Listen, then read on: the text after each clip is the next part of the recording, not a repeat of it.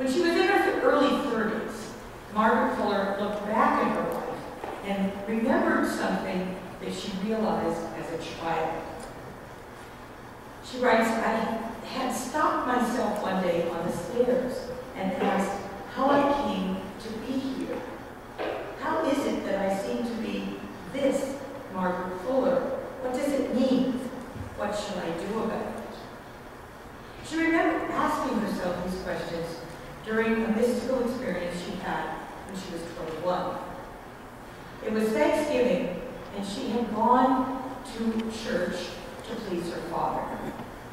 But like so many young adults, did not relate to the service. She was struggling with a disappointing relationship and could not accept the smiling people and benevolent God preached in her Unitarian church. As soon as the service was over, she ran into the fields, walking for miles in the barren, late fall New England landscape. There she had a spiritual awakening that served as a source of inspiration for her for the rest of her life.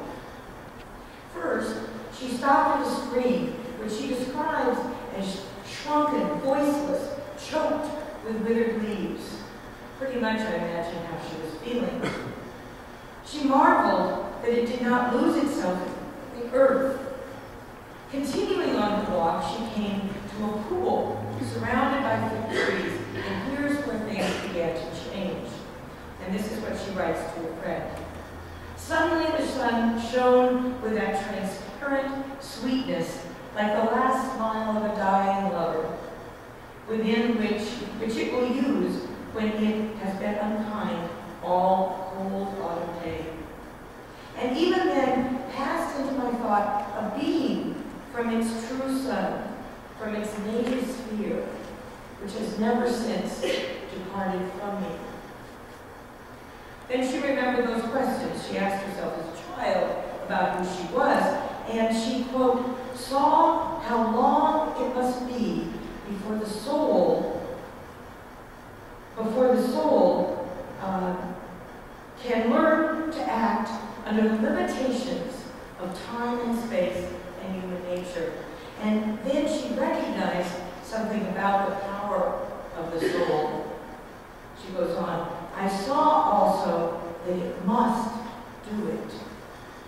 She understood that the soul must learn to act in spite of it all. And, quote, that it must make all this false true and sow new and immortal plants in the garden of God. It kind of reminds me of that old Indigo Girls song, how long till my soul gets it right? Can any human being ever reach that kind of light? Throughout her life, Margaret Fuller reached and kept reaching. She was spurred on this quest by visions like this one and others that she had during her life. Usually these visions came at times of disappointment, conflict, and confusion, when she could have easily given up. Over time, however, she learned that these difficulties often led to new insights and growth. For several years when she was in her 20s, her family moved away from her exciting urban life in Cambridge out to a farm in Broughton. Broughton's still kind of out in the country, well, it was even more so in the 1830s.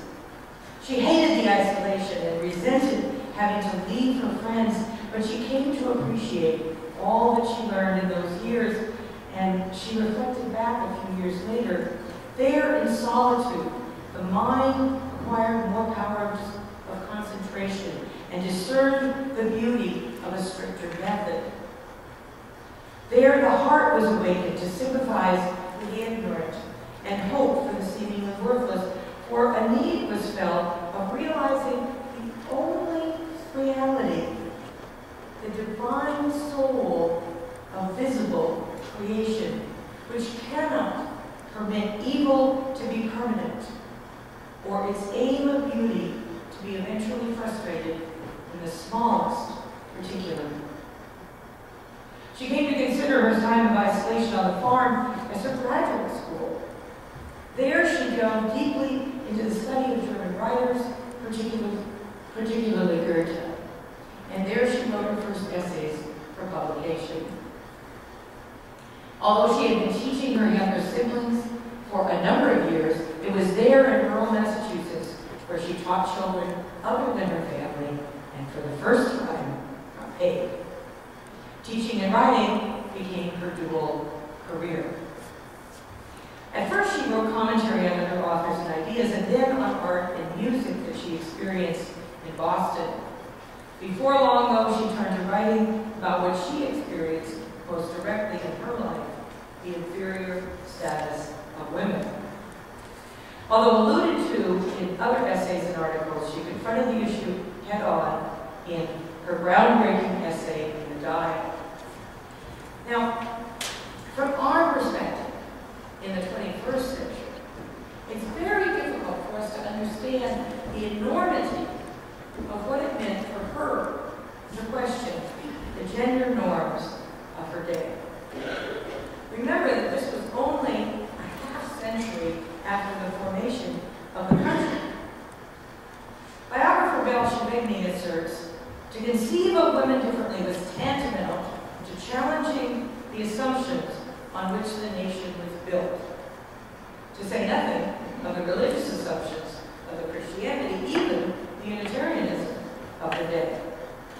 To do this, Bell Shavigny continues, she had to create a way of life that was not yet possible, and a self whose nature was without local example. Now I'm going to say that again because I think it's so important.